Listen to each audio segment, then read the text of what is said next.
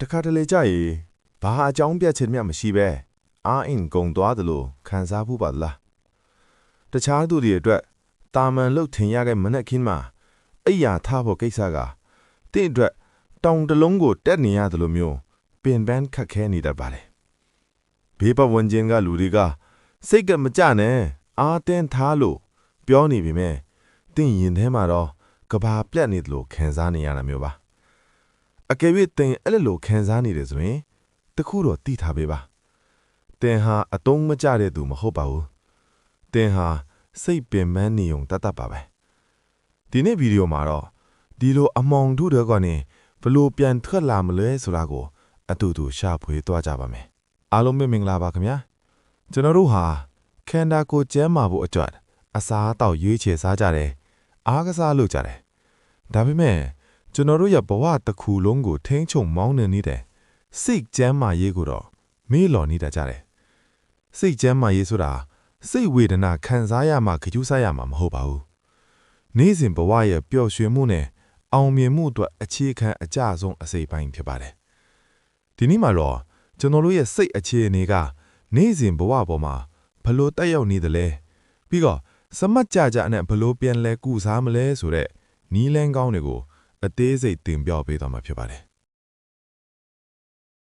စိတ်ချမ်းသာရေးကဘာကြောင့်အရေးကြီးတာလဲစိတ်ချမ်းသာရေးဟာယာတိဥသူလိုပဲအမြဲပြောင်းလဲနေတတ်ပါတယ်နေတာတဲ့နေ့ရှိသလိုမိုးရတဲ့နေ့လည်းရှိမှာပါဒါဟာတဘာဝပါပဲစိတ်ချမ်းသာရေးချိုးဝင်းလာတဲ့အခါမှာကျွန်တော်တို့ရဲ့ဘဝကဏ္ဍ၃ခုမှာတိတိတာတာထိခိုက်လာတတ်ပါတယ်ဘဝကိုအသေးပဲရှိရှိအသုံးချနိုင်စွမ်းလို့ခေါ်တဲ့ productivity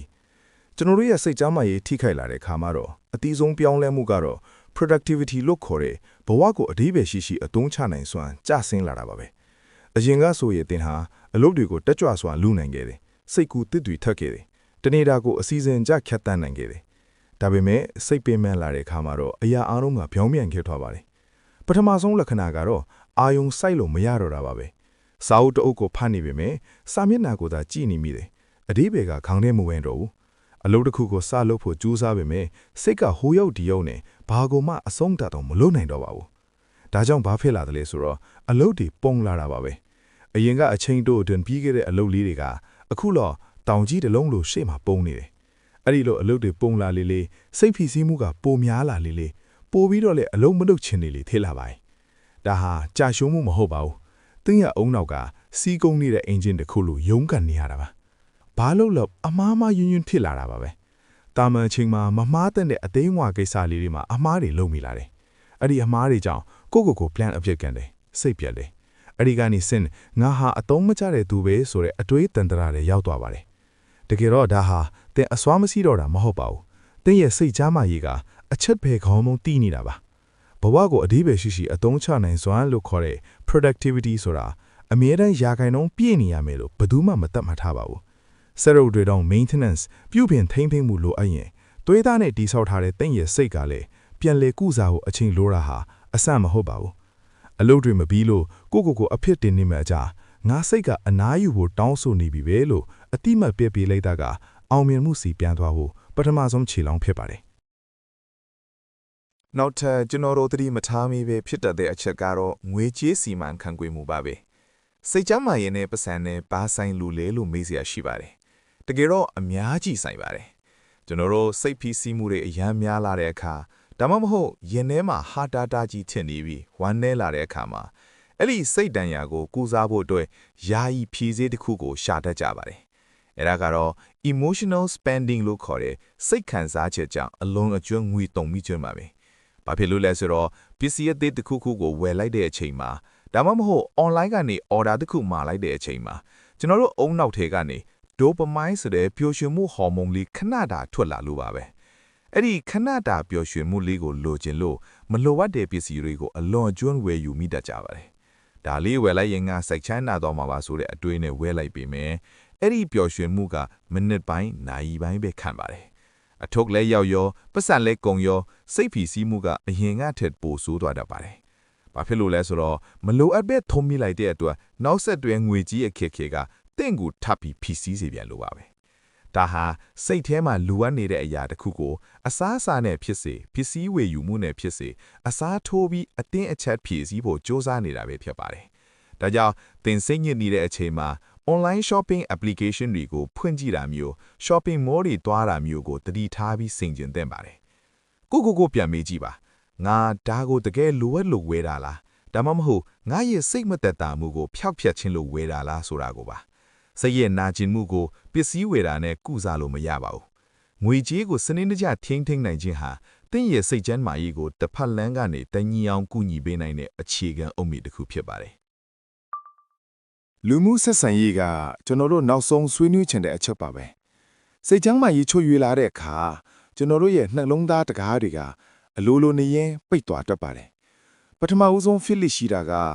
အနီးကပ်ဆုံးသူတွေကိုနာကျင်စေမိတာပါပဲကိုတကယ်ချစ်ရတဲ့မိသားစုဝင်တွေအရင်းနှီးဆုံးတငယ်ချင်းတွေကိုအလိုလိုနေရင်စိတ်တူမိတယ်စကားများမိတယ်တကယ်တော့သူတို့ကဘာမှအဖြစ်လုပ်ထားတာမဟုတ်ပါဘူးဒါပေမဲ့ကိုယ့်ရင်ထဲမှာပောက်ကွဲလူနီးပါးဖြစ်နေတဲ့ဖြီးစည်းမှုတွေကိုဘယ်လိုထုတ်ရမှန်းမသိတဲ့အခါကိုချစ်ဆုံးသူတွေအပေါ်ပုံချမိကြပါတယ်။အဲ့ဒီလိုလုံမိပြီးညလဲငါဘာလို့ဒီလိုလုံမိပါလဲဆိုတဲ့နောင်တနဲ့ကိုပြန်အပစ်တင်တဲ့တန်တရားတွေလဲနေတော့ပါတယ်။နောက်တစ်ချက်ကတော့တယောက်တည်းအခန်းအောက်ချင်တာပါပဲ။ဘယ်သူနဲ့မှမတွေ့ချင်တော့ဘူးဖုံးလည်းမကြိုက်ချင်တော့ဘူးလူမှုရေးပွဲလန်းတပင်တွေကိုလည်းရှောင်ဖယ်လာတယ်။ငါအခြေအနေကိုသူတို့နားမလည်မှာမဟုတ်ပါဘူးဒါမှမဟုတ်ငါရဲ့စိတ်သက်ကြနေလေပုံစံကြီးနဲ့သူတို့ကိုစိတ်အနှောက်အယှက်မပေးချင်ဘူးဆိုတဲ့အတွေ့အလေးနဲ့ကိုကျွန်းတုံးလို့တီးတန့်ခွဲထုတ်လိုက်ပါတယ်ဒီလိုအထီးကျန်စွာနေထိုင်ခြင်းဟာယာယီအဖြစ်တော့စိတ်အေးရတယ်လို့ထင်ပေမဲ့ရေရှည်မှာတော့တင့်ကိုပူပြီးအမောင်ထူးတယ်ဆွဲနှက်ပါလိမ့်မယ်လူဆိုတာတဦးနဲ့တဦးချိတ်ဆက်မှုရှိမှသာရှင်းတန်နိုင်တဲ့တတ်တော်မျိုးပါသင်ဟာအထီးကျန်နေတာမဟုတ်ပါဘူးသင်ရဲ့စိတ်ကဒဏ်ရာရနေလို့ကာကွယ်မှုတွေလုပ်နေတာတက်ပါပဲဒါကြောင့်အကြံပေးချင်တာကအားလုံးနဲ့ရုတ်တရက်ကြီးပြန်တွေ့ဖို့မကြိုးစားပါနဲ့ဦး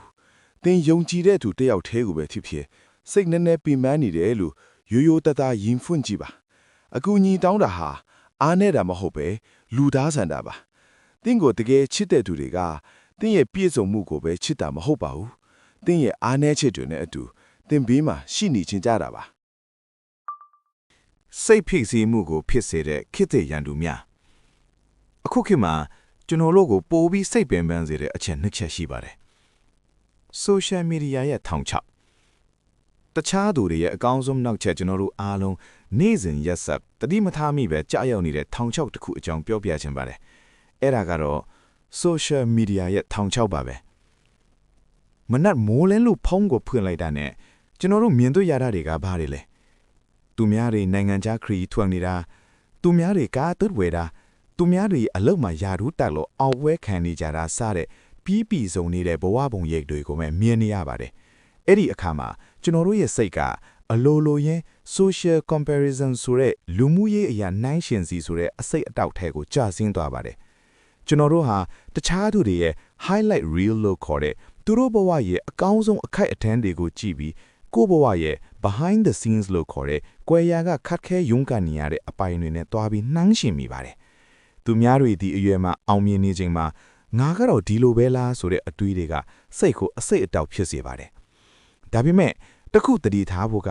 လူတိုင်းဟာသူတို့ရဲ့အလှပဆုံးပုံရိပ်တွေကိုပဲလူမြင်ကွင်းမှာပြသလေရှိကြပါတယ်။သူတို့ရဲ့မျက်ရည်တွေသူတို့ရဲ့အရေးနှိမ်မှုတွေနဲ့သူတို့ရဲ့စိုးရိမ်ပူပန်မှုတွေကိုတော့ဘယ်သူမှပုံသင်လေမရှိပါဘူး။ကျွန်တော်တို့ဟာပုံရိပ်ရောင်တွေကိုကြည့်ပြီးလက်တွေဘဝကိုအားမလို့အာမရဖြစ်နေကြတာပါ။ဒီလိုနှိုင်းယှဉ်မှုတွေများလာတဲ့အခါမှာငါမတော်ဘူးငါဘဝကအသုံးမကျဘူးဆိုတဲ့အသွေးတွေကစိတ်ကြံမာကြီးကိုတဖြည်းဖြည်းတိုက်ကိုင်းလာပါတယ်။ဒါကြောင့်ဒီထောင်ချောက်ကရုံးထွက်ဖို့ဆိုရင်ကိုယ့်ရဲ့တိုးတက်မှုကိုသူများနဲ့နှိုင်းယှဉ်ပါနဲ့မနေ့ကကိုယ်နဲ့ပဲပြန်နှိုင်းယှဉ်ပါ။ Social Media ဆိုတာဘဝရဲ့အစိတ်အပိုင်းတစ်ခုပဲဖြစ်တဲ့နဲ့ဘဝတစ်ခုလုံးမဖြစ်စေပါနဲ့။တခြားသူတွေရဲ့ဖန်တီးထားတဲ့ကဘာထဲမှာကိုပျောက်ဆုံးသွားမသွားစေနဲ့။သင်ဘဝမှာသင်ရဲ့ကိုယ်ပိုင်အချင်းစရာနဲ့တင်သွားနေတဲ့လမ်းကြောင်းဟာဘသူနဲ့မှနှိုင်းယှဉ်စရာမလိုပဲတန်ဖိုးရှိနေသားပါပဲအခုခေတ်မှာကျွန်တော်တို့ကိုအစိတ်တောက်ဖြစ်စေတဲ့အယူအဆတစ်ခုရှိပါတယ်အဲ့ဒါကတော့ hostile culture လို့ခေါ်တဲ့အမြဲတမ်းအလုတ်ရှုပ်နေမှအမြဲတမ်းပြေးပွားနေမှအောင်မြင်မယ်ဆိုတဲ့အယူအဆပါ လူမှုခွင့်ရဲ့စမနာတွေဖွင့်လိုက်ရင်သူများတို့အိတ်နေချိန်မှာမင်းအလုပ်လုပ်ပါနားနေတယ်ဆိုတာအချင်းဖြုံးတာပဲဆိုတဲ့စကားလုံးတွေကကျွန်တော်တို့ကိုဝန်ဆန်ထားပါတယ်ဒီလိုပတ်ဝန်းကျင်ကဘာကိုဖန်တီးလိုက်တယ်လဲဆိုရင်ကျွန်တော်တို့ခဏလောက်နားနေထိုင်နေမိတဲ့အခါဒါမှမဟုတ်အပန်းဖြေကိုကြိုးစားတဲ့အခါမျိုးမှာငါအချင်းဖြုံးနေမိပြီလားငါသူများထက်နောက်ကျကြံခဲ့ပြီလားဆိုတဲ့ guilt အဖြစ်ရှိသလိုခံစားမှုကိုဖြစ်ပေါ်စေပါတယ်ဒါဟာတကယ်ကိုကြောက်စရာကောင်းတဲ့ထောင်ချောက်တစ်ခုပါဘာလို့လဲဆိုတော့လူဆိုတာစက်ရုပ်မဟုတ်လို့ပါပဲကျွန်တော်တို့ဟာအမြဲတမ်း100%အားရင်တွေပြည့်နေလို့မရပါဘူးအဲ့ဒီလိုအနာမရပဲအတင်းထွန်းအားပေးပြီးပြေးလွှားရင်းနဲ့နောက်ဆုံးမှဘာနဲ့သွားတိုးသလဲဆိုရင်ဘန်းနောက်ဆိုတဲ့စိတ်သက်ပြားကြတဲ့အခြေအနေနဲ့သွားတိုးပါတယ်ဘန်းနောက်ဖြစ်ပြီးဆိုရင်ခန္ဓာကိုယ်ကရှိနေပြီပဲစိတ်ကတော့ပြားကျသွားပါပြီအရင်ကပျော်ခဲ့တဲ့အလုပ်တွေကငရဲလိုဖြစ်လာမယ်ဘေးပတ်ဝန်းကျင်ကလူတွေကိုစိတ်တိုလာမယ်နောက်ဆုံးမှာတော့ဘာကိုမှဆက်လုပ်ဖို့ခွန်အားမရှိတော့တဲ့အထိစိတ်ဓာတ်တွေကုန်ခန်းသွားတတ်ပါတယ်ဒါကြောင့်ကျွန်တော်တခုပြောပါစီနားနေခြင်းဆိုတာအလုံးမလုံးတာမဟုတ်ပါဘူးရှေ့ဆက်ဖို့အတွက်သင်ရဲ့စိတ်ကိုစီးဖြည့်နေတာပါဖုံးတလုံးတောင်အားကုန်ရင်အားသွင်းဟာသေးတာပဲသင်ရဲ့စိတ်ကျမ်းမာရေးအတွက်အနားယူဖို့အချိန်ပေးတာဟာအဖြစ်ရှိစရာမဟုတ်ဘူးတော့ပြင်းတာလည်းမဟုတ်ပါဘူးဒါဟာသင်ဘဝရှိကြကြအောင်မြင်ဖို့အတွက်အသိဉာဏ်ရှိနဲ့ယဉ်နှီးမြုံနှံလိုက်တာပဲဖြစ်ပါတယ်ဒါတွေကိုကြော်လွှားဖို့ရန်အတွက်ကျွန်တော်တို့ဘာတွေလုပ်နိုင်မလဲကိုအချိန်ပေးပါ The 30-minute rule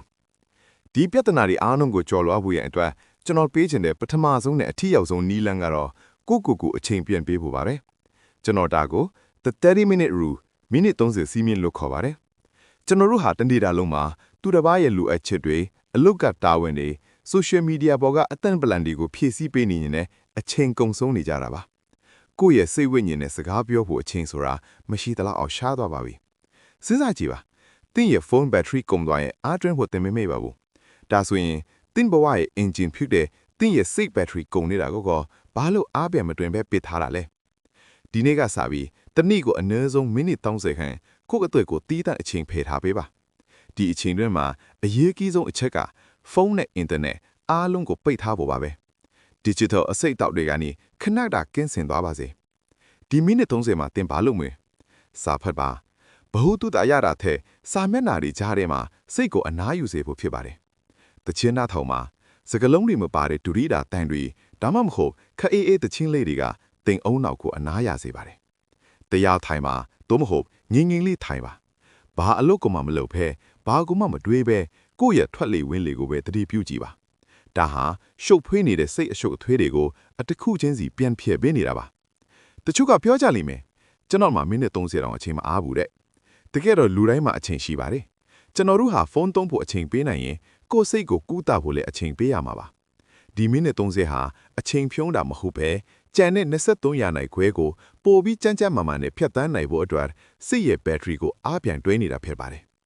ကိုအချိန်ပေးတာဟာတကူကောင်းဆန်တာမဟုတ်ပါဘူးကိုယ်တိုင်စိတ်ချမ်းသာမှသာဘေးနားကလူတွေကိုလည်းပျော်ရွှင်အောင်ထားနိုင်မှာပါ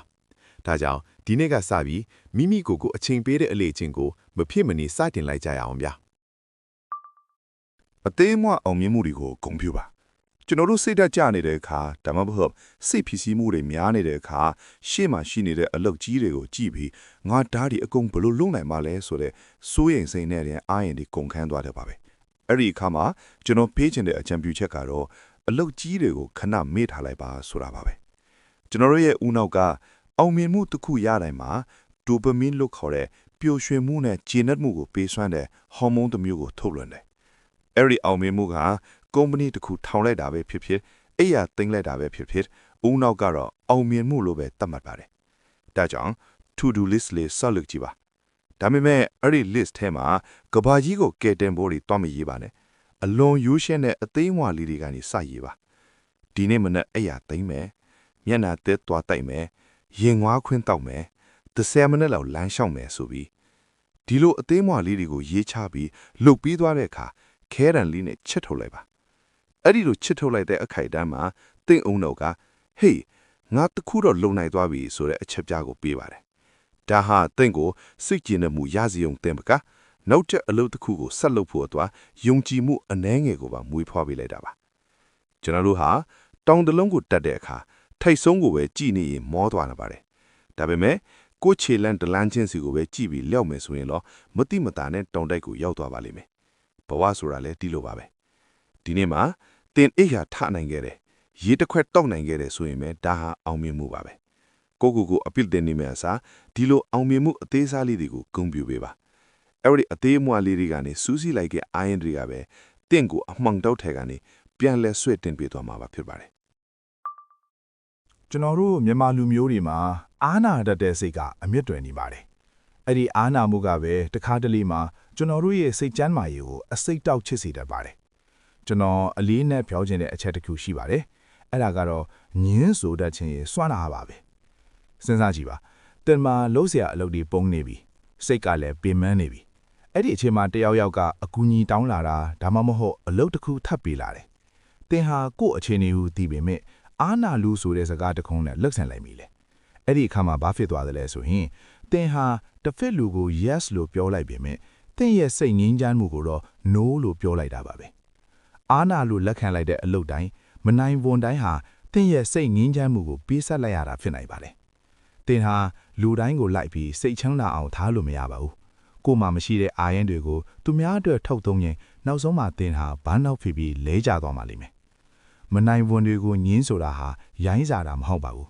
ဒါဟာကိုကိုကာကွယ်တာဖြစ်တယ်လို့တစ်ဖက်လူကိုလည်းလေးစားတာပါပဲဘာလို့လဲဆိုတော့တင်ဟာမနိုင်မဲ့နဲ့လက်ခံလိုက်ရင်အဲ့ဒီအလုပ်ကလည်းအရေးသွေးမိပြည့်စုံတယ်လို့တင်းဆိုင်လည်းဆင်းရဲရမှာမဟုတ်လားဒါကြောင့်ရင်ကြေးငင်းဆိုတတ်ဖို့လေ့ကျင့်ပါ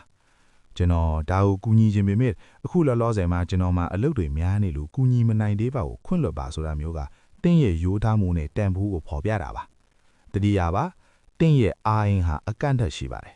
အဲ့ဒီအာရင်ဒီကိုတကယ်အရေးကြီးရဲ့နေရာကိုယ့်ရဲ့ကျန်းမာရေးနဲ့ကိုယ့်ရဲ့မိသားစုအတွက်ပဲချွေးတားပြီးသုံးပါနိုးလို့ပြောတတ်လာတာဟာတင်းဘဝရဲ့လွတ်လပ်မှုနဲ့စိတ်အေးချမ်းမှုစီကိုတွားတဲ့ပထမဆုံးသော language ဖြစ်ပါတယ်ကိုလက်လုံရှားမှုနဲ့အိတ်ဆက်ခြင်းပါ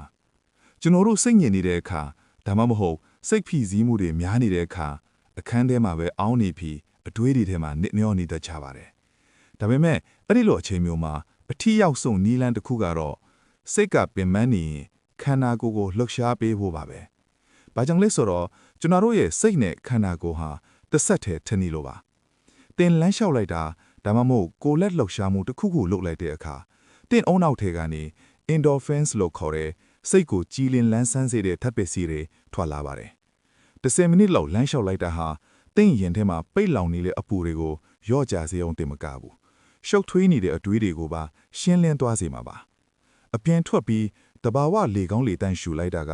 တင့်ရဲ့စိတ်ကိုအကျဉ်းထောင်ထဲကနေလွတ်ပေးလိုက်သလိုခံစားရစေမှာပါနောက်ထပ်အရေးကြီးဆုံးအချက်ကတော့အိတ်ဆက်ခြင်းပါပဲအခုခေတ်မှာလူတော်များများကအလုပ်တွေကြောင့်ဖြစ်စေဖုံးကြည့်တာကြောင့်ဖြစ်စေအိတ်ချင်တွေကိုရှော့ချနေကြပါတယ်ဒါပေမဲ့တခုတိထားဖို့ကအိတ်ရေမဝတဲ့နေ့တွေမှာတင့်ရဲ့စိတ်ခံစားချက်ကိုထိန်းချုပ်တဲ့အုံနောက်အပိုင်းကကောင်းကောင်းအလုပ်ဝလုံးတော့ပါဘူး